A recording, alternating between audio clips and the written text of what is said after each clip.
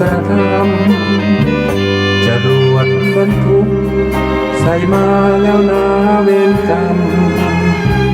คิดจะกระทำยังไม่พึงสังวร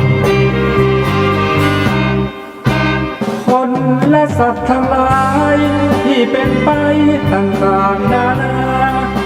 ชีวิตแตกต่างนานา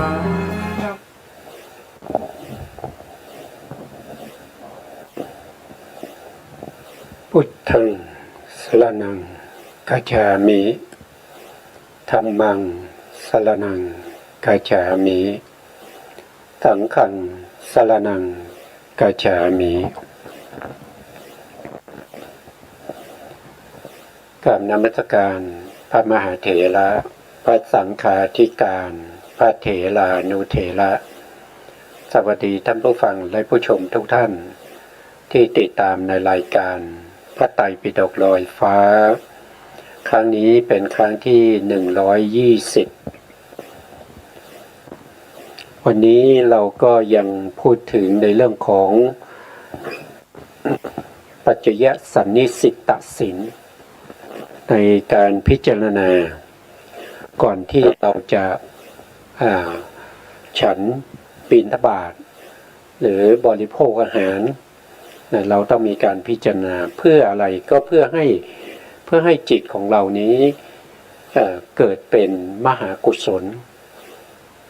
เพราะว่าปัจจยสันนิสิตศีลนี้สำเร็จได้ด้วยการพิจารณาแล้วก็มีปัญญาเป็นตัวพิจารณาถ้าเราไม่มีการพิจารณาไม่ว่าจะห่มจีวรใส่เสื้อผ้าหรือว่าใช้เครื่องใช้ต่างๆจะเป็นเรื่องของการฉันบิณฑบาตอาหารพวกนี้มันก็เป็นไปด้วยโลภะโทสะแล้วก็โมหะแต่ถ้าเรามีการพิจารณาจิตของเราก็จะเป็นกุศลเราต้องน้อมไปในคำที่เราพิจารณาอย่างเช่นเรา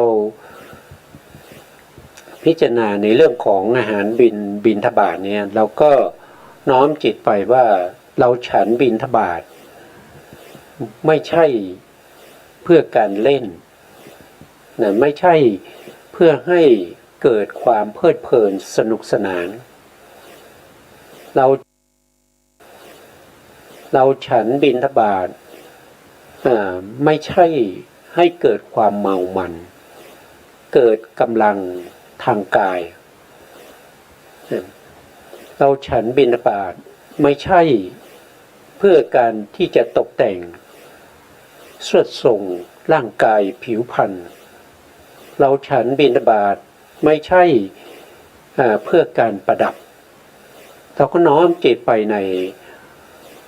สภาวธรรมที่เราพิจารณานั้นจิตของเราก็จะเป็นกุศลแต่ถ้าเราไม่พิจารณาถึงเวลาฉันก็ฉันไปนะครับฉันไปจิตของเราก็น้อมไปในเรื่องของ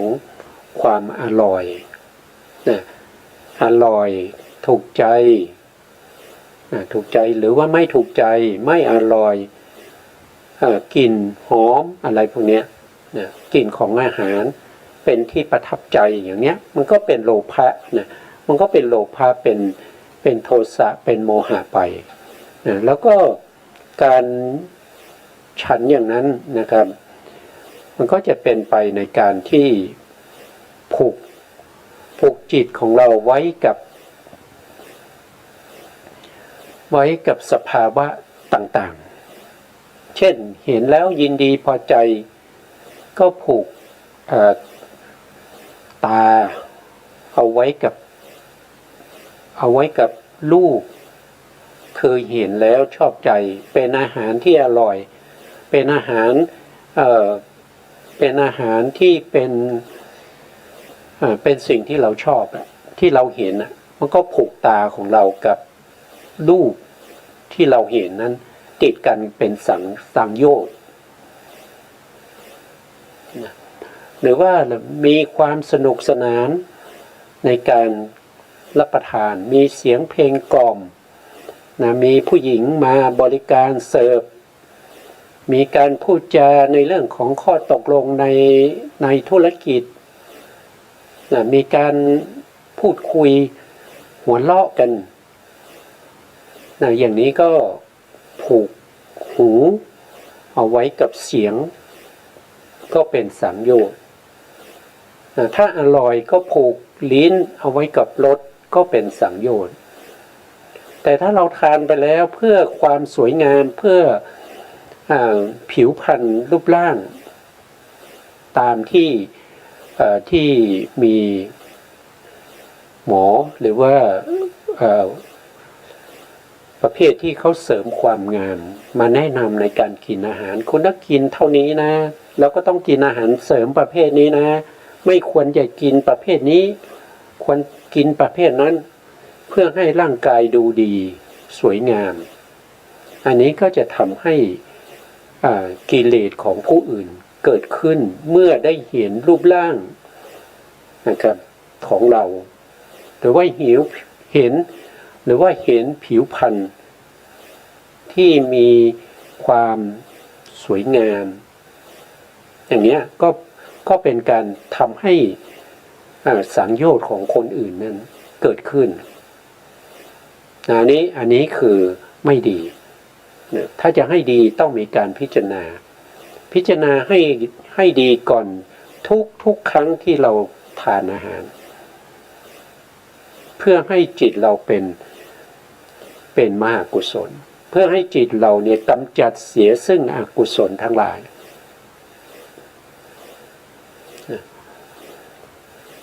แล้วก็การทานอาหารนี้ก็เพื่อที่จะให้กายนี้ตั้งอยู่ได้เพื่อให้กายนี้ดำรงไปตามสภาวะที่เขาจะเป็นไปเพื่อให้อายุยืนยาวไปจนถึงอายุกลับเพื่อความตั้งอยู่ได้ของกายนี้เพื่อความดำรงอยู่ด้วยความสบายเหมือนกับว่าภิกษุนะครับในการที่จะเสพบิณฑบาตหรืออาหารพวกนี้ก็เหมือนกับว่าเพื่อความ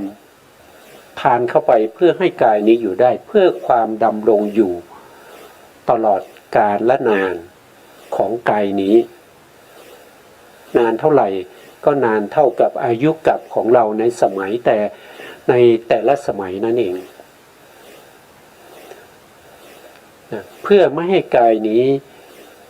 มีทุกขเวทนาเพื่อให้กายนี้ไม่เกิดทุกขเวทนาใหม่เหมือนกับเจ้าของเรือนนะครับที่ใช้ไม้ค้ำเรือนหรือ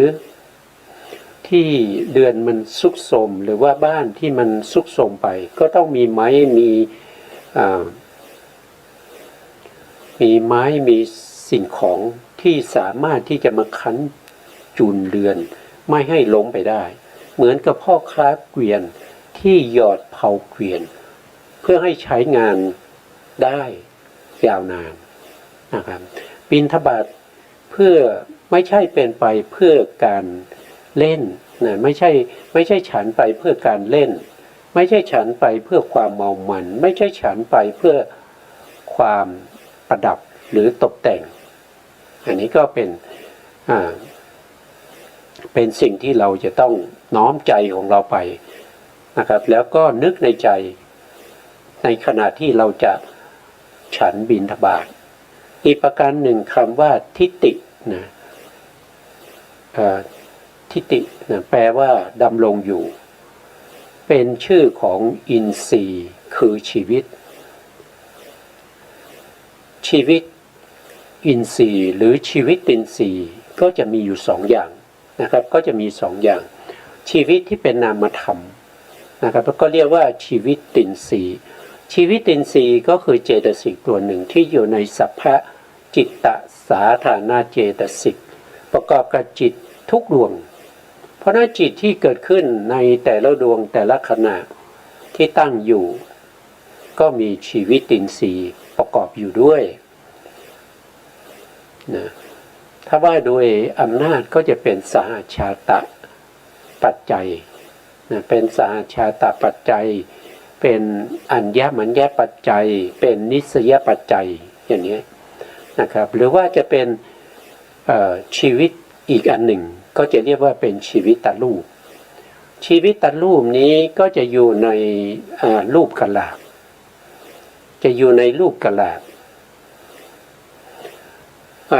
โดยส่วนมากก็จะอยู่ในรูปกระดาษที่เกิดจากกรรมนะเกิดจากกรรมรูปที่เกิดจากกรรมก็จะมีจักขุประสาทอย่างเนี้ยคือตาประสาทตาประสาทหูประสาทจมูกประสาทลิ้นประสาทกายแล้วก็วินิโพครูป8ที่เกิดจากกรรมนะก็จะเรียกว่าเป็นชีวิตตนวกะลาภชีวิตตนวกะลาภนั่นแสดงว่ามีรูปชีวิตตรูปเป็นที่9นะรูป8รูปนั้นเราเรียกว่าเป็นวินิโพครูป8แล้วก็มีชีวิตอีก1รูปหนึ่งก็เป็นรูปที่9ก็เรียกว่านวก็แปลว่า9นวกะลาภก็คือมีกะลาภที่มีชีวิตตรูปเป็นที่9เพื่อความดำรงอยู่ของชีวิตตินทรีย์ที่เป็นนามธรรมแล้วก็รูปธรรมให้เป็นไปในร่างกายให้เป็นไปด้วยความสม่ำเสมอไม่ติดขัดไม่ติดขัดไม่ทำให้รูปชีวิตตินทรีย์นั้นขาดไปไม่ทำให้นามอินทรีย์ที่เกิดพร้อมกับจุติจิตในเวลาที่ไม่ควรเกิดแต่ก็ยังไม่ถึงเวลายังไม่ถึงอายุกัปนะก็มาจากอะไรก็มาจากอาหารนะครับว่ามาจากอาหารที่เรากินเป็นคำๆไปหรือเรียกโดยอภิธรรมท่านก็จะเรียกว่าเป็นเขาเรียกว่าเป็นกัปพลีกะละหารนะเป็นกัปพลีกะละหารที่เราทานเข้าไปเป็นคำเพราะเหตุนั้นนักศึกษาพึงทราบด้วยคำว่าเพื่อความดำรงอยู่ของอะไรก็คือชีวิตตรูปและก็ชีวิตตนามเพื่อความเป็นไปแห่งกายนี้ก็เพื่อให้ร่างกายนี้เป็นไปด้วยความสะดวกไม่ใช่จะเดินนะจะยืนจะเดินจะนั่งจะนอนก็เต็มไปด้วยความทุกข์ทรมานทุกข์ทรมานยังไงก็ดูจากคนที่เขามีอายุเยอะๆนะครับอย่างเช่นคุณยายคุณตาที่จะลุกจะเหินแต่ละทีเนี่ยก็เป็นไปด้วยความลำบากถ้าเราไม่ได้ทานอาหารเราจะลุกเราจะนั่งเราจะมันก็ไม่มีแรงมันไม่มีแรงมันไม่มีกำลังที่จะลุกขึ้นยืนมันไม่มีกำลังที่จะเดินมันก็เซไปเซมาความเป็นไปของร่างกายก็จะไม่ค่อยจะเป็นไปด้วยความสะดวกการทานอาหารหรือฉันบิณฑบาตนี้ก็เพื่อความเป็นไปได้ของกายนี้และทีนี้เพื่อเป็นไปได้เนี่ยเอาไปทำอะไรนะครับเพียงเท่านั้นนะครับท่านบอกว่าเพียงเท่านั้นนะแต่จริงๆแล้วก็เพื่อให้กายนี้ตั้งอยู่ได้ในการที่เราจะไปเจริญสมณธรรมนะไปเจริญสมณธรรมไปเพื่อเขาเรียกว่าพรหมจรรย์เพื่อประพฤติพรหมจรรย์เพื่อให้เป็นไปนะครับไม่ว่าจะเป็นพรหมจรรย์ที่เป็นศาสนาพรหมจรรย์ก็คือการศึกษาพระปริยัติธรรมนะพระปริยัติธรรมทั้งหลาย ไม่ว่าจะศึกษาในเรื่องของสิกขาที่เป็นปริยัติจะเป็นศีลเป็นสมาธิหรือว่าจะเป็นวิปัสสนาก็ไม่สะดวกถ้าเราไม่ได้ทานอาหารนะครับเราก็จำไม่ได้สมองก็ไม่ทำงานจริงๆแล้วสมองเนี่ยเป็นวาทะนะครับแต่ตัวที่ทำงานจริงๆตัวที่จะจำได้จริงๆนั่นคือได้แก่เมื่อตาเห็นอะไรตาเห็นในหนังสือใช่ไหมมีการอ่านหนังสืออย่างเนี้ยก็ต้องใช้ตาแต่ถ้าเราไม่ได้ทานอาหารตาก็จะฝ้ามัวอ่านก็ผิดถูกจำก็ผิดถูกนะครับเวลาเราจะมีการตึกขึ้นมาใช้ก็หลงลืมนะเพราะสติไม่มาสติทำไมไม่มาก็เพราะว่าร่างกายขาดอาหารร่างกายเป็นตัวที่เป็นที่อาศัยเกิดของจิตเมื่อร่างกายบกพร่องจิตก็เกิดขึ้นได้ไม่สะดวกไม่เหมือนกับบุคคลที่มีร่างกายที่สมบูรณ์นะครับอันนี้ก็เพื่อให้เราไปประพฤติพรหมจรรย์นะศาสนาพรหมจรรย์แล้วก็มรรคพรหมจรรย์มีมรรคพรหมจรรย์อีกอันหนึ่งมรรคพรหมจรรย์ก็คือให้ได้มาซึ่งมรรคผลนิพพานนั่นเองศาสนาพรหมจรรย์มีตั้งแต่การศึกษาการอ่านการท่องบนการท่องบนอะไรต่างๆนี้ก็ต้องมีตาที่ไปเห็นต้องมีเสียงด้วยนะครับถ้าเป็นคนที่หูไม่ดีท่องบนหูก็ไม่ได้ยินนะก็ไม่ได้ยินนะหรือว่าเวลาที่เขาอาจารย์หรือว่าอุปชฌาย์เขาแนะนำเมื่อหูไม่ดีก็ฟังไม่รู้เรื่องนะครับไม่รู้เรื่องก็ท่องไม่ได้อ่านไม่ออกนะก็ทั้งหมดนี้ก็มาจากอาหารนะครับอาหารเนี่ยในพระไตรปิฎกเนี่ยท่านยกให้อาหารเนี่ยเป็นข้อที่หนึ่งในธรรมะที่ควรรู้ยิ่งนะธรรมะที่ควรรู้ยิ่งข้อที่หนึ่งคืออาหารนะเพราะฉะนั้นอาหารจึงมีความสำคัญนะครับมีความสำคัญเพราะสัตว์ทั้งหลายดำรงชีวิตอยู่ได้ก็เพราะอาหารถ้าไม่มีอาหารสัตว์ทั้งหลายก็ไม่สามารถที่จะดำรงชีวิตอยู่ไม่สามารถที่จะประพฤติปฏิบัติธรรมไม่สามารถที่จะเคลื่อนไหวอิริยาบถต่างๆได้นั่นก็เป็นเรื่องของอาหารแต่ในที่นี้เราพูดถึงเรื่องของอาหารที่เป็นรูปอาหารเรียกว่ากัปพาลีกัลอาหารเราไม่ได้พูดถึงนามะอาหารนามะอาหารก็จะมีอีกนะครับนามะอาหารก็จะมีอยู่3แต่ในที่เราพูดถึงอาหารที่ทานเข้าไปเป็นคำๆเพราะฉะนั้นก็เป็นกัปพาลีกัลอาหารเป็นอาหารที่เป็นรูปไม่ใช่นามนะต่อไปนะครับคำว่าเพื่อระงับความเบียดเบียนมีอธิบายว่าความเบียดเบียนนั่นก็คือได้แก่ความหิวนะครับความหิวนะเมื่อเราไม่ได้ทานอาหารเราก็เกิดเวทนาทุกขเวทนานะมีความหิวเกิดขึ้นชื่อว่าวิหิงสะโดยอัดว่าเบียดเบียนภิกษุนี้ย่อมเสพบิณฑบาตแม้เพื่อระงับความเบียดเบียนนั้นเหมือนคนที่เป็นแผลนะครับเป็นแผลแล้วก็ทาแผลคนที่มีแผลแล้วก็เอายาทาแผลเนี่ยอันนี้คือหมายความว่ายังไงหมายความว่ามันไม่หายนะครับความหิวเนี่ยมันไม่หายนะรักษาไม่หายนะถึงเวลามันหิวนะครับ อย่างตอนเช้ามาพระภิกษุก็ต้องออกบิณฑบาตเพื่อให้ได้มาซึ่งอาหารบิณฑบาตถ้าใครไม่ได้ไปบิณฑบาตก็ไม่มีอาหารที่จะทานก็ไม่มีอาหารที่จะฉันเวทนาก็จะเบียดเบียนอย่างก็ชาวบ้านเนี่ยฆราวาสเนี่ยวันหนึ่งก็ทานอาหารตั้งหลายครั้งโดยปกติโดยทั่วไปก็จะ3 ครั้งเช้ากลางวันแล้วก็เย็นแต่บางคนถึง5 ครั้ง6 ครั้ง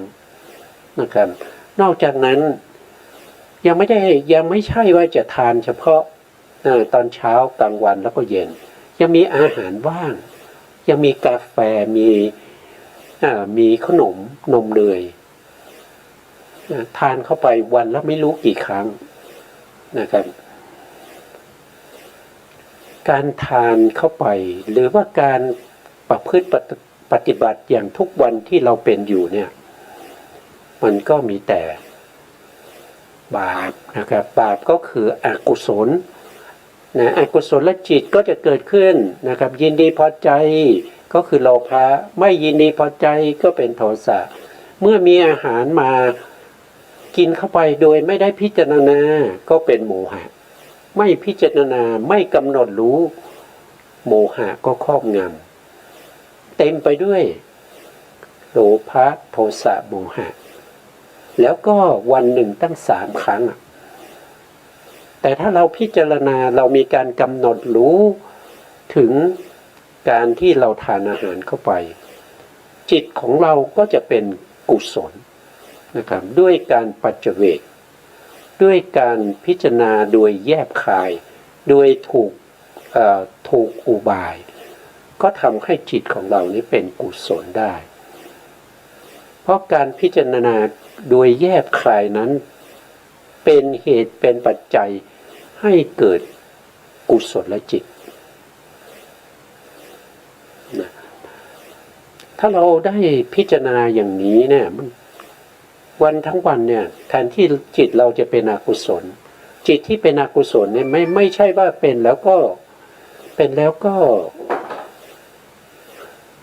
จบกันไม่ใช่นะครับจิตเป็นอกุศลในขณะที่จิตเป็นอกุศลนั้นจิตของเราก็เศร้าหมองนะสภาวะธรรมที่เกิดกับจิตนั้นก็เศร้าหมองแล้วก็จิตตัดฉรูปที่เกิดพร้อมกับจิตนั้นก็ไม่ผ่องใสเป็นจิตตัดฉรูปที่เป็นไปด้วยความร้อนรนเป็นไปด้วยความกระวนกระวาย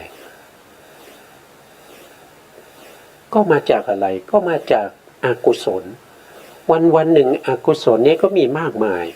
อกุศลหรือเรียกอีกอย่างหนึ่งชาวบ้านทั่วไปเขาก็เรียกว่าเป็นจิตที่มันเป็นบาปมันก็จะมีอยู่ตลอดเวลาไม่ว่าเราจะใส่เสื้อผ้าเราจะเปลี่ยนเสื้อผ้าใช่ไหมเราจะเปลี่ยนเสื้อผ้าเราจะอาบน้ำเราจะทานอาหารเราจะยืนเราจะเดินเราจะนั่งเราจะนอนเราจะคุกแขนเหยียดแขนนะเราจะเข้าห้องน้ำถ่ายหนักถ่ายเบาเราจะกินดื่มเคี้ยวลิ้มทั้งหมดเนี่ยสามารถจะเปลี่ยนให้เป็นกุศลได้ด้วยการปัจเจเวกด้วยการพิจารณาโดยแยกคายแล้วก็ถูกอุบายตามที่พระพุทธองค์แสดงไว้ถ้าในเรื่องของเสื้อผ้าก็เพียงเพื่อป้องกันความเย็นความร้อนเพื่อป้องกันเลือกยุงลมแดดสัตว์เลื้อยคลานทั้งหลายที่จะมาเบียดเบียนเราและที่สำคัญนั่นก็คือเพื่อปกปิดอวัยวะอันก่อให้เกิดความละอายถ้าเราพิจารณาได้อย่างนี้ใหม่ๆเราอาจจะพิจารณาไม่ค่อยเห็นใช่ไหมไม่ค่อยเห็นว่ามันแตกต่างกันยังไงกับมาถึงแล้วก็จะใส่ก็ใส่ไปเลยเสื้อผ้าใส่ไปเลยนะไม่ค่อยเห็นประโยชน์ แต่เมื่อเราพิจารณาเรามีการปัจเจเวกบ่อยๆเรามีการพิจารณาบ่อยๆจะทำให้เราเนี่ยเข้าใจแล้วก็รู้ซึ้งถึงประโยชน์นานๆไปเนี่ยเราประยุกต์ใช้ได้เราสามารถที่จะไม่ต้องมาท่องบนใช่ไหมครับไม่ต้องมาท่องบนเป็นตำราแต่ไปจดไว้นะจดไว้แล้วก็เอามาอ่านในขณะที่เราจะใส่เสื้อผ้าหรืออะไรเนี่ยเราจะทำอะไรก็ตามเนี่ยเราก็มาอ่านอันนี้ก็ไม่ค่อยจะเห็นประโยชน์แต่ถ้าเราทำคล่องแล้วเนี่ยเราทำให้เป็นอุปนิสัยเลยเป็นอัธยาศัยของเราเราจะเห็นประโยชน์นะเราจะเห็นประโยชน์ว่าสิ่งเหล่านี้เป็นเหตุเป็นปัจจัยให้เราไปเจริญสติปัฏฐานสี่ไปเจริญกายานุปัสสนาสติปัฏฐานะกายานุปัสสนาสติปัฏฐานเนี่ยจะเป็นไปด้วยความอะไรก็คือจะเป็นไปด้วยความราบรื่นแล้วก็สภาวธรรมก็จะเกิดได้ง่ายจะเห็นนามรูปได้ง่ายแต่ถ้าเราไม่เคยเจริญไม่เคยพิจารณาสิ่งเหล่านี้เลยในชีวิตประจำวันอยู่ๆแล้วก็เราสมัครปฏิบัติธรรมไว้ที่วัดฝายหินวันที่5 ถึง 10อยู่ๆเราก็เก็บเสื้อผ้าใส่กระเป๋าแล้วก็ไปวัดเลยนะเราไปอยู่วัด5 วันนะเราอาจจะไม่ได้อะไรเลยเราจะไม่สงบเลยเพราะว่าจิตของเราเนี่ยไม่ถูกอบรมบ่มเพาะมาก่อนเพราะฉะนั้นผู้ที่มีอัธยาศัยในการที่รักษาศีลที่เป็นจตุปาริสุทธิศีลเนี่ยที่เรากำลังคุยกันอยู่ที่เรากำลังพูดกันอยู่เนี่ยก็จะทำให้บุคคลนั้นสามารถที่จะประพฤติปฏิบัติธรรมไม่ว่าจะเดินจงกรมจะนั่งสมาธิหรือว่าจะมีการกำหนดรู้ในเรื่องของการเห็นในการเห็นในการได้ยินในการรู้กลิ่นรู้รสรู้สัมผัสในการนึกคิดก็สามารถกำหนดได้สภาวะนั้นชัดเจนเมื่อสภาวะนั้นชัดเจนติดต่อกันติดต่อกันเรื่อยๆก็จะทำให้เกิดเป็นสมาธิที่มีกำลังก็เห็นรูปนามที่เขาปรากฏอยู่ได้อย่างชัดเจนนั่นก็แสดงว่าเราได้นามรูปปริเฉทญาณแต่ถ้าเราไม่มีอัธยาศัยในเรื่องของศีลเลยถ้าเราไปมันก็จะมีแต่ความวิตกกังวลมีแต่นิวรณ์ใช่ไหมครับมีแต่นิวรณ์มีแต่ความเดือดร้อนใจมีแต่อวิปปิสารปราโมทย์ไม่เกิดปิติไม่เกิดไปพูดคุยไปทำให้ผู้ที่เขาปฏิบัติธรรมนั้นเกิดความรำคาญอย่างนี้เนื่องจากอะไรเราไม่มีศีลนั่นเองนะศีลของเราไม่บริสุทธิ์นะครับเพราะฉะนั้นสมาธิไม่เกิดนะศีลไม่บริสุทธิ์สมาธิไม่เกิดสมาธิไม่เกิดปัญญาก็ไม่มาเพราะว่าศีลเป็นเบื้องบาทของสมาธิเป็นเบื้องบาทให้เกิดปัญญาท่านบอกว่าเหมือนคนไข้นะเหมือนคนเป็นไข้นะบางทีเนี่ยคนเป็นไข้เนี่ยก็เพราะว่าฤดูร้อนนะครับแล้วก็มีฤดูหนาวเป็นต้นนะครับรับประทานยาเพื่อป้องกันความร้อนความหนาวฉะนั้นคำว่าเพื่ออนุเคราะห์พรหมจรรย์มีก็คือสิ่งเหล่านี้เนี่ยที่เราทำอยู่เนี่ยเพื่อให้กายของเราเนี่ยดำรงอยู่เมื่อกายดำรงอยู่ได้เป็นไปได้ด้วยดีก็ใช้กายนั้นไปประพฤติพรหมจรรย์เพื่ออนุเคราะห์พรหมจรรย์นะเพื่ออนุเคราะห์พรหมจรรย์มีอธิบายว่านะครับเพื่ออนุเคราะห์พรหมจรรย์คือศาสนาพรหมจรรย์นี้มี2 อย่างที่ผมได้พูดไปนะครับก็คือ1คือศาสนาก็คือการศึกษาปริยัติทั้งหลาย นะครับไม่ว่าจะเป็นศีลสมาธิแล้วก็วิปัสสนานะหรือว่ามรรคผลนิพพาน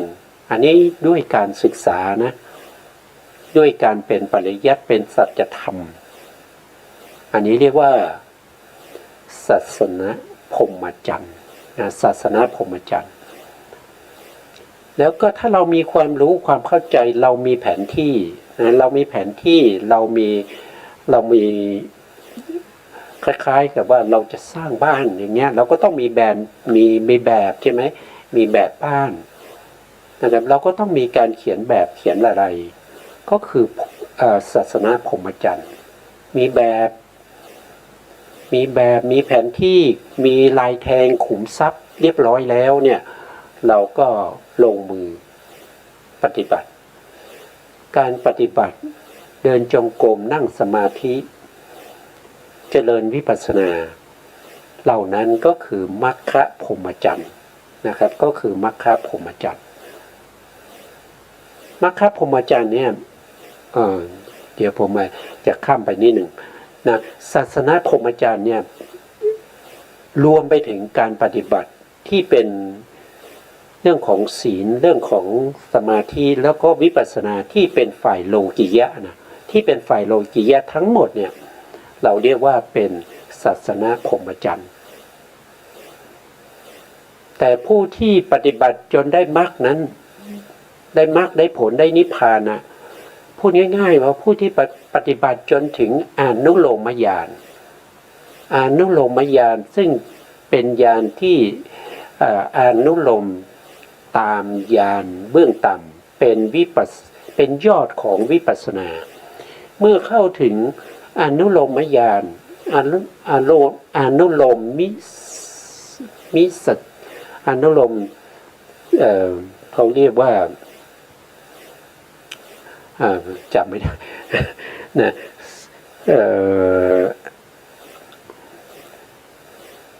มิกญาณสัจจามิกญาณสัจจามิกญาณก็คือญาณที่เป็นอนุโลมนั้นนะครับเมื่อมาถึงญาณนี้เนี่ยจะไม่มีการถอยหลังนะคือจะไม่กลับมาเป็นปุถุชนนะเพราะว่าอนุโลมญาณเนี่ยอยู่ในวิถีเดียวกันกับมรรควิถีในมรรควิถีเนี่ยก็จะมีหลังจากที่ภวังคจิตดับไปมโนทวาราวชนะจิตเกิดขึ้นแล้วก็มีมโนทวาราวชนะจิตทำหน้าที่อาวชนะอะไรอาวชนะอารมณ์ที่เป็นโลกิยะที่เป็นเขาเรียกว่าเป็นพระไตรลักษณ์ของรูปนามอย่างชัดเจนหรืออย่างชำนาญคือได้ทำมาแล้วตั้งแต่วิปัสสนาญาณต้นๆนั้นน่ะจนเชี่ยวชาญมาถึงตรงนี้ก็มีมโนทวาราวชนะจิตเกิดขึ้นมีพระไตรลักษณ์เป็นอารมณ์เมื่อมโนทวาราวชนะจิตดับลงแล้วอนุโลมญาณก็จะเกิดขึ้นอนุโลมญาณนี้ก็คือได้แก่มหากุศลญาณวิปยุตที่มีพระไตรลักษณ์เป็นอารมณ์นะเมื่ออนุโลมญาณคือมรรคจิตที่เป็นชวนะเป็นโลกิยะนะเป็นมหากุศลดับไปแล้วก็จะมีอุปจาระเกิดขึ้นอนุโลมอุปจาระตัวนี้ก็คือได้แก่มหากุศลเหมือนกันนะครับที่เป็นญาณวิปยุตนะแต่ยิ่งด้วยสมาธิที่เข้าถึงอุปจารสมาธิอนุโลมอุปจาระแล้วก็จะมีมรรคจิตหลังจากที่อุปจาระดับไปมรรคจิตก็จะเกิดมรรคจิตตรงนั้นก็จะเป็นโสดาปัตติมรรคแต่โสดาปัตติมรรคเนี่ยเขามีนิพพานเป็นอารมณ์แต่อนุโลมกับอุปจาระนี้จะมีพระไตรลักษณ์ที่เป็นอารมณ์เป็นพระไตรลักษณ์ของรูปนามเป็นอารมณ์มรรคจิตเกิดขึ้นดวงเอานิพพานเป็นอารมณ์แล้วก็น้อมเข้าสู่พระนิพพาน ดำเนินหน้าที่ในการที่จะประหารอนุสัยกิเลสตามสมควรก็คือถ้าเป็นโสดาปัตติมรรคก็ประหารจิตไป5 ดวงด้วยกันจิต5 ดวงที่ถูกโสดาปัตติมรรคประหารนั่นก็คือได้แก่โลภะทิฏฐิคัตตะวิปยุตตจิต4แล้วก็วิจิกิจฉาอีก1และจิตที่เหลือทั้งหมดก็จะถูกโสดาปัตติมรรคเนี่ยทำลาย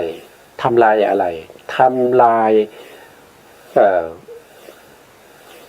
อำนาจของจิตเหล่านั้นที่นำไปเกิดในอบาย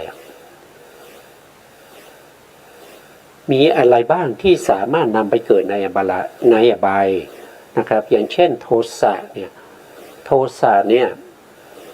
มีสภาวธรรมที่เป็นอกุศลกรรมบทที่สามารถนำไปสู่อบายเป็นอย่างก็ถูกโสดาปัตติมรรคประหารไปในโลภะมูลจิตที่เป็นทิฏฐิคตวิปยุตถ้ายังมีกามราคะประเภทที่เป็นหยาบนำไปสู่อบายก็ถูกโสดาปัตติมรรคประหารก็จะเป็นลักษณะแล้วหลังจากมรรคจิตเกิดขึ้น1 ดวงแล้วก็ดับไปผลจิตก็จะเกิดขึ้นผลจิตก็จะเกิดขึ้น2 หรือ 3 ดวงเกิดขึ้น2 ดวงเกิดขึ้น2 ดวง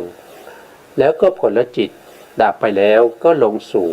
ภวังคจิตแล้วก็ไปขึ้นวิถีที่เป็นปัจเจเวกขณะวิถีในการพิจารณามรรคผลนิพพานกิเลสที่ละได้กิเลสที่เหลืออีก5 วิถี5 วิถีก็คือปัจเจเวกวิถีที่1เกิดขึ้นพิจารณามรรคแล้วก็ดับไปลงสู่ภวังค์แล้วก็ปัจเจเวกวิถีที่2เกิดขึ้นพิจารณาผล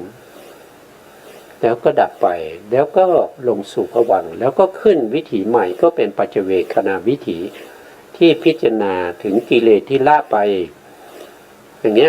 ก็จะมี5 วิถีเกิดขึ้นอย่างนี้แล้วครบ5 วิถีของปัจเจเวกแล้วก็ขึ้นอยู่กับบุคคลว่าเขามีอัธยาศัยเขาตั้งความปรารถนาอย่างไรบางคนก็เอาแค่นี้พอละเป็นโสดาบันแล้วพอละยังไม่ต้องเป็นสกทาคามียังไม่ต้องเป็นอนาคามียังไม่ต้องเป็นพระอรหันต์เอาแค่นี้พอก่อนเขาก็จะได้แค่โสดาบันอย่างเช่นใครก็อย่างเช่นอนาถปิณฑิกาเศรษฐีอย่างเช่นพระเจ้าพิมพิสารอย่างเช่นนางวิสาขาเขาก็เอาแค่นี้ในภพนี้นะแต่ก็จะมีอย่างเช่นพระอานนท์ก็เป็นโสดาบันอยู่ถึงเท่าไหร่อยู่ถึง45 ปีตั้งแต่พรรษาที่1ตั้งแต่บวชมานะครับก็ฟังธรรมจากบุญนะมันตนีบุตรแล้วก็ได้เป็นโสดาบันแล้วท่านก็ดำรงความเป็นโสดาบันของท่านไปจนถึ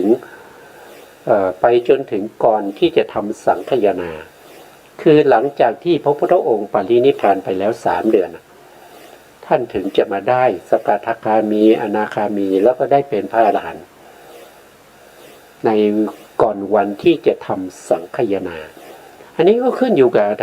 อัธยาศัยนะครับบางท่านบอกว่าพระอานนท์เนี่ยเมาแต่ฟังธรรมเลยไม่ได้เลยบรรลุเป็นพระอรหันต์ช้าไม่ใช่นะครับเพราะพระอานนท์นี้เขาตั้งความปรารถนาให้ได้มาซึ่งเอกทัคคะในเรื่องของเลิศกว่าภิกษุทั้งหลายในการที่จะอุปถากดูแลพระสัมมาสัมพุทธเจ้า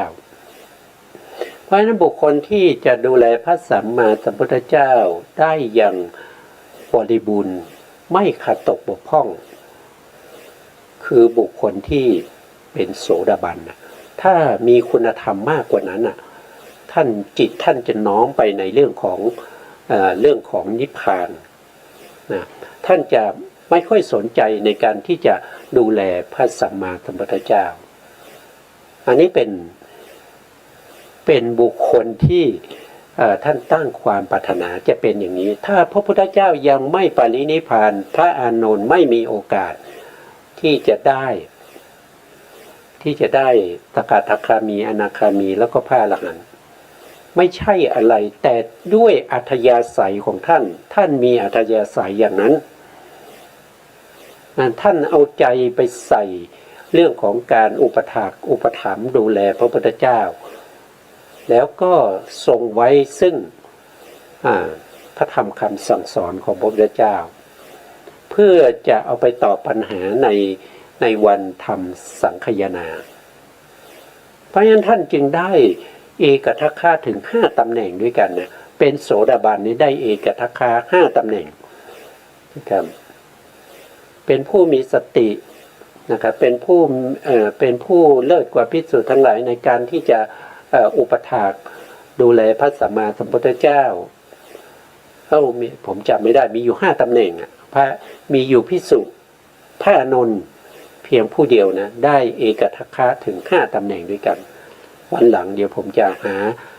หลักฐานนะครับในพระไตรปิฎกนี้มาให้พวกเรา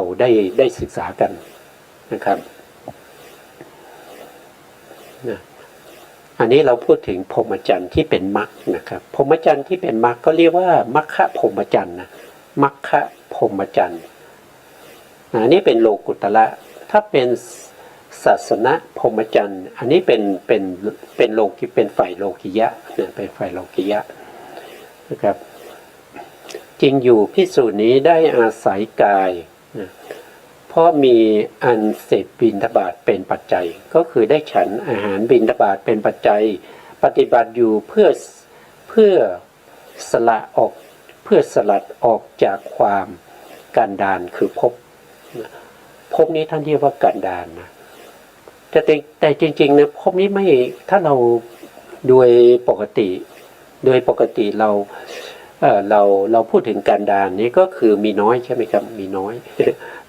แต่ภพนี้มีมากนะภพนี้มีมากนะครับภพมีตั้ง31ภพ31ภพเนี่ยถ้าเราแยกโดยประเภทของสัตว์ออกไปเนี่ยมันมีมากกว่านั้นอย่างเช่นเดรัจฉานเนี่ยภพเฉพาะเดรัจฉานอบายใช่ไหมครับเดรัจฉานเนี่ยเป็นภพหนึ่งใช่ไหมแต่เดรัจฉานเนี่ยท่านคิดดูมีมากมายเหลือเกินไม่ว่าจะเป็นอะไรเป็นนกเป็นกานกนี่ก็มีมากมายมีนกเขามีนกพิราบมีนกมากมายนะครับมีนกแล้วก็ยังมีอะไรมีนกมีสัตว์เลื้อยคลานก็มากมายสัตว์ในน้ำก็มากมาย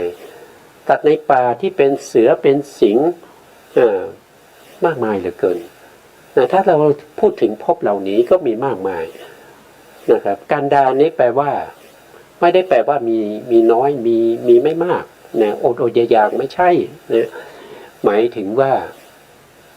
มันเป็นที่ทุกข์มันเป็นทุกข์ภพทั้งหลายเนี่ยมันเป็นทุกข์มันเป็นกันดารมันเป็นที่เสวยความทุกข์ของสัตว์ทั้งหลายจึงเรียกว่ากันดารด้วยอำนาจการประกอบเนืองในสิกขา3สิกขา3นี้ก็รู้อยู่แล้วนะครับก็คือศีลสิกขา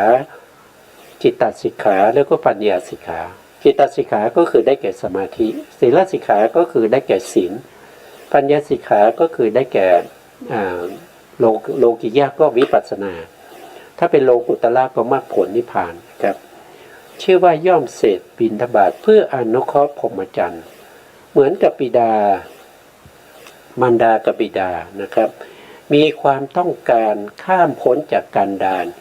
ก็คือกันดารก็คืออันนี้จะมีในพระสูตรนะครับคือเขาเดินทางข้ามทะเลทรายนะครับแล้วก็เตรียมอาหารเตรียมน้ำไปนะครับแล้วก็มีลูกเป็นทารก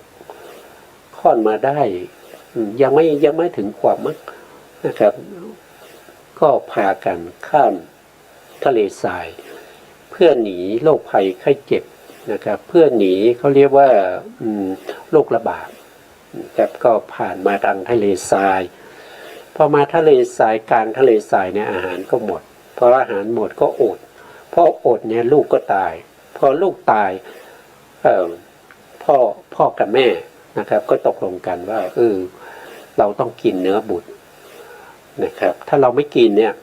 เราก็ตายเหมือนกันอ่ะอยู่ในการดานเนี่ยอยู่ในทะเลทรายเนี่ยเราก็ต้องตายเหมือนกันแต่ถ้าเราทานเนื้อบุตรหรือกินเนื้อบุตรแล้วเนี่ยเราอาจจะรอดได้นะครับเพราะฉะนั้นการกินเนื้อบุตรเนี่ยเขาไม่ได้กินเพราะว่าเพื่อความเมามันเพื่อความสนุกสนานเพื่อความเพลิดเพลินเพื่อกินให้อิ่มๆแล้วก็จะได้ไปเล่นนะครับเพื่อการตกแต่งร่างกาย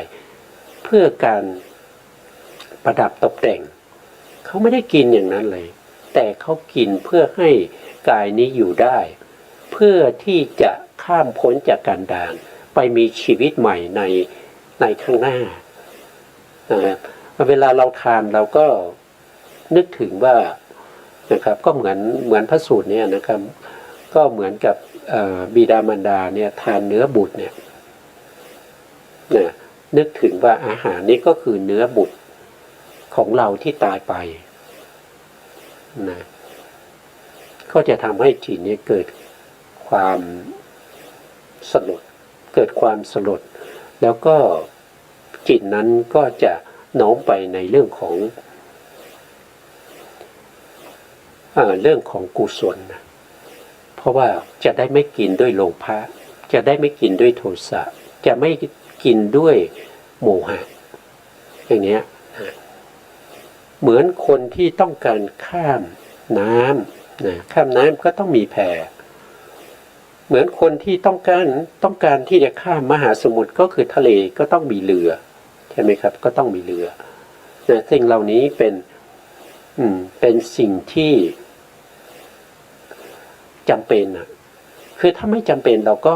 ก็ไม่ทานใช่ไหมอาหารแต่อาหารนี่มันจำเป็นอ่ะ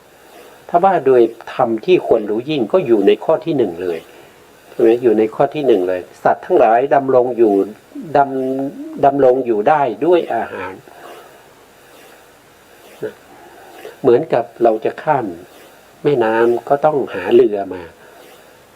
ถ้าไม่มีเรือเราก็ข้ามไม่ได้เพราะนั้นแม่น้ำนั้นก็กว้างขวางนะครับจะว่ายข้ามก็อาจจะตายก่อนที่จะถึงฝั่งนะหรือว่าจะข้ามทะเลมหาสมุทรก็ต้องมีเรืออันนี้ก็เป็นธรรมดานะรู้กันอยู่นะครับ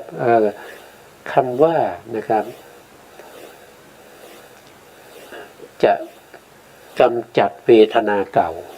และไม่ให้เวทนาใหม่เกิดขึ้นมีอธิบายว่าภิกษุผู้เสพบิณฑบาตเสพนี้ก็คือฉันนั่นเองกินนะครับโดยประสงค์ว่าด้วยเหตุที่เสพบิณฑบาตนี้เราจะกำจัดเวทนาคือความหิวอันนี้คือเวทนาเก่ากำจัดเวทนาที่อันนี้มันเป็นสำนวนนะครับคือเวทนาที่เกิดขึ้นแล้วเนี่ยเรากำจัดไม่ได้หรอกเรากำจัดไม่ได้นะครับเพราะเวทนานี้เป็นสภาวะจิตเขาเรียกว่าเป็นเวทนาขันธ์ที่ประกอบอยู่ในจิตอยู่ในจิตเขาเกิดขึ้นแล้วเราจะไปกำจัดเขาได้ยังไงนะเวทนาเหล่านี้เกิดพร้อมกับจิตแล้วก็จะดับไปพร้อมกับจิตโดยธรรมชาติของเขานะแต่การที่เราทานอาหารเข้าไปก็เพื่อที่จะป้องกันเวทนาที่เป็นทุกขเวทนาที่จะเกิดขึ้นใหม่ที่จะเกิดขึ้นใหม่ในชวนาจิตในวิถีหลังๆถ้าเรามีอาหารเข้าไปรองท้องเวทนาเหล่านั้นก็จะไม่ได้เป็นทุกขเวทนาแต่ถามว่าเวทนามีอยู่ไหมในขณะที่เราทานอาหารแล้วเนี่ยก็มีอยู่แต่เวทนาเหล่านี้ถ้าเราทานอาหารด้วยไม่มากเกินไปนะครับหรือไม่น้อยเกินไปพอดีนะครับอย่างเช่นพระสารีบุตรท่าน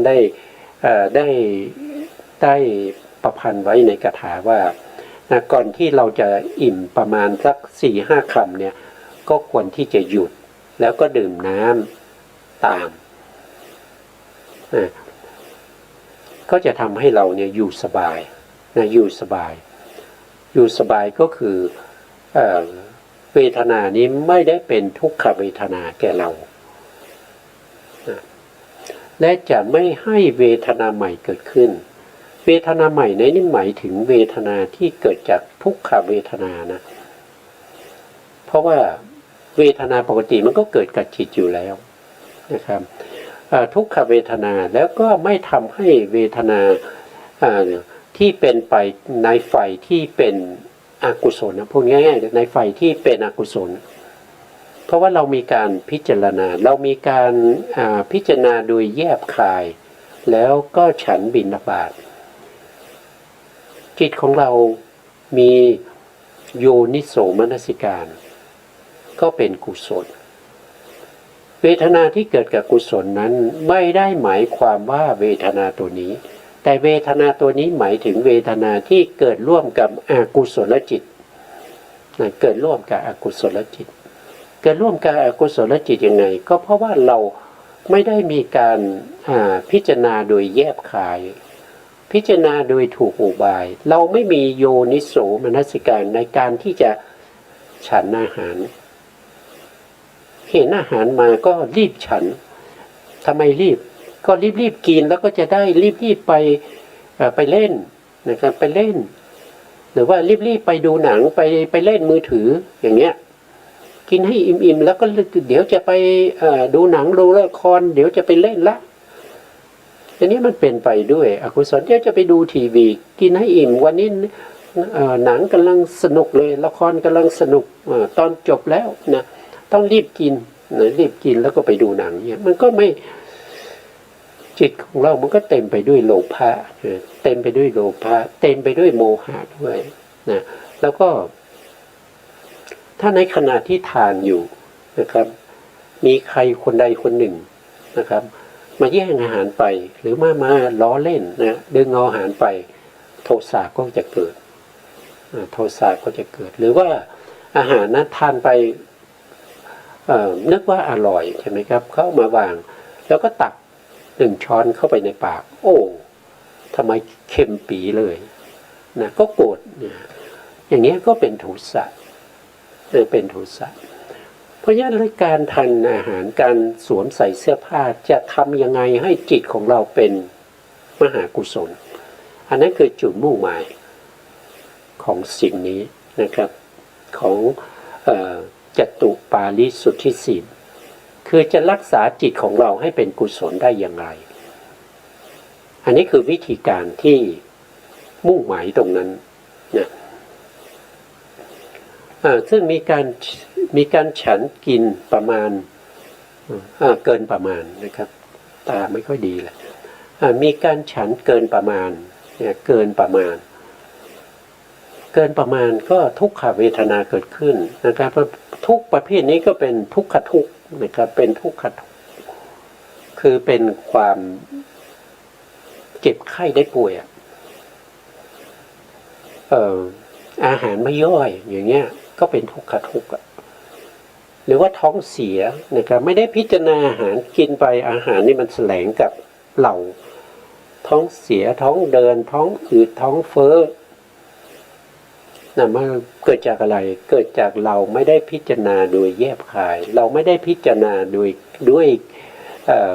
วยอุบายที่ถูกต้องอันนี้เป็นปัจจัยให้เกิดเวทนาที่เราไม่ต้องการนะเวทนาเหล่านั้นเกิดร่วมกับอกุศลจิตนะเกิดร่วมกับอกุศลจิตมีโลภะบ้างโทสะบ้างโมหะบ้างนะแต่ถ้าเวทนาที่เกิดกับมหากุศลเนี่ยเป็นสิ่งที่เราปรารถนาแต่มหากุศลเนี่ยจะไม่เกิดเลยถ้าเรากินมากเกินไปในขณะที่เรากินเราไม่ได้พิจารณาก็ไม่เกิดเหมือนกันนะเป็นปัจจัยให้เกิดขึ้นเหมือนกับพราหมณ์นะอันนี้คืออันนี้เป็นชื่อของพราหมณ์5 คนนะครับก็คืออาหารละหัตถกะ1 คน แล้วก็พราหมณ์คนที่สองก็จะชื่อว่าอลัง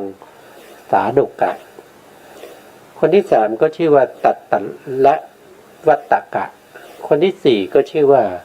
กากะมาสกะ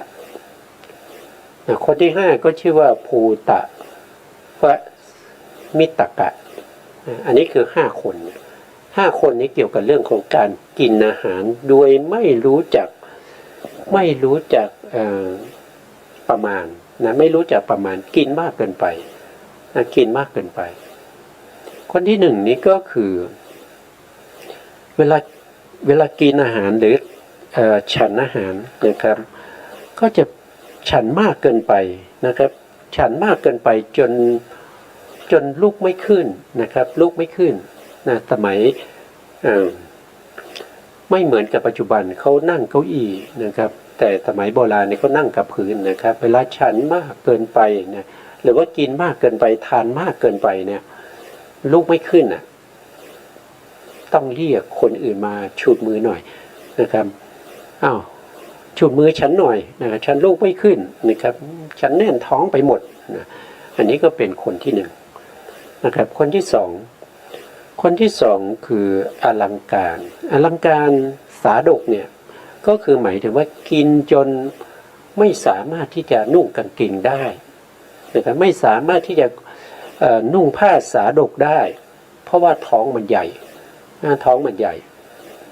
นะคนที่สามนะครับคนที่สามก็ตัตตละวัตตกะเนี่ยก็คือหมายถึงว่ากินแล้วไม่สามารถลุกได้นะครับนอนกิ้งอยู่ตรงนั้นเลยนะครับฉุดก็ลุกไม่ขึ้นกินมากเกินไปต้องนอนอยู่ตรงนั้นนะกิ้งไปก็กิ้งมานะครับแล้วก็คนที่สี่นะกากะมาสกะนี่ก็คือกินมากจนถึงคอนะลืนลงไม่ได้นะครับจนมีกาเนี่ยมาจิกกินนะอ้าปากแล้วให้กานี่จิกกินนะครับอันนี้ก็เป็นคนที่สี่ส่วนคนที่ห้าภูตะวัตมิตะนะครับภูตะวัตมิตะนี่เป็นบุคคลที่กินมากเหมือนกันจนอาเจียนออกมานะครับอาเจียนออกมากินเผื่อกินเพื่อที่จะไปให้อาหารสุนัขต่อไปนะครับอันนี้ท่านก็ยกตัวอย่างนะครับที่อันนี้ก็มาในรายละเอียดนี้ก็จะอยู่ในฎีกานะครับอยู่ในฎีกาก็จะมีการอธิบายไว้นะครับในเล่มที่เรานำเสนอนี่จะไม่มีแต่ชื่อนะครับคนเหล่านี้เป็นคนที่กินมากเกินไปนะครับในทำนองเดียวกันกับคนไข้รับประทานยาอีกประการหนึ่งนะอันนี้คือหมายถึงว่าการกินอาหารเนี่ยมันก็เหมือนกับกินยามันไม่รู้จักอิ่มมันถึงเวลามันก็ต้องกินใช่ไหมก็ต้องกินยาไปอยู่นะครับก็กินยาวันละ3 ครั้งนะครับหรือบางคนอาจจะ4 ครั้ง5 ครั้งนะครับก็กินไปได้เรื่อยๆนะการกินอย่างนี้มันไม่มีประโยชน์นะมันไม่เป็นประโยชน์นะมันไม่เป็นประโยชน์เลยนะครับก็เหมือนกับพราหมณ์5 คนนี้นะอีกประการหนึ่งนะครับพึงทราบเวลาหมดแล้วนะครับโทษทีในวันนี้เวลาเราหมดแล้วครับผมเพราะฉะนั้นเราก็จะพบกันใหม่ในครั้งต่อไปนะครับวันนี้สุดท้ายนี้ขอกราบขอบพระคุณพระครูสมุทรวิสุวัฒน์วรกิจโจผู้อำนวยการสถานีวิทยุเพื่อการศึกษาพระพุทธศาสนาและวัฒนธรรม FM 104.5 เมกะเฮิรตซ์วัดไฝหินจังหวัดเชียงใหม่และขอกราบขอบพระคุณพระครูปริยัติยานุศาสตร์ขอบคุณท่านผู้ฟังและผู้ชมทุกท่านที่ติดตามในรายการพระไตรปิฎกลอยฟ้าพบกันใหม่ในโอกาสต่อไปครับสวัสดีครับ